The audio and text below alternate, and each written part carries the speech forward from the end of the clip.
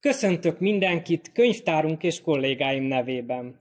Nagy Gyula vagyok, a Szegedi Tudományegyetem Klebersberg Kuno könyvtárának főigazgatója. Ez a korszerű könyvtárhasználatról szóló tananyag alapvetően a Szegedi Egyetem hallgatóinak készült.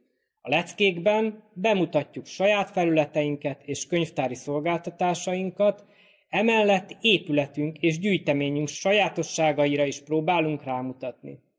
Mindezen felül azonban temérdek, bárki számára hasznos, általános könyvtári tudást is felhalmoztunk itt, ezért került fel az elektronikus tananyag a közjavára, szabadon hozzáférhető formában is.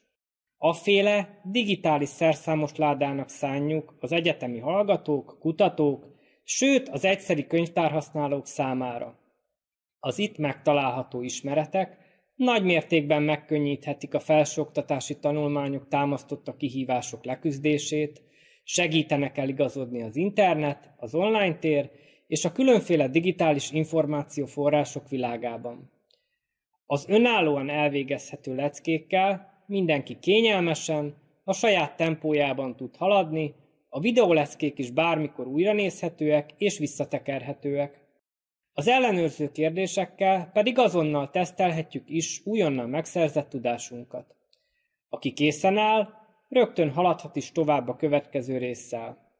Azoknak az STE hallgatóknak, akik felvették a tárgyat, javasoljuk, hogy alaposan olvassák el a kurzus teljesítésről szóló leírást, és nézzék meg a praktikus tudnivalók videót is. A közvetlen kapcsolattartást CoSpace-en intézhetik kollégáimmal.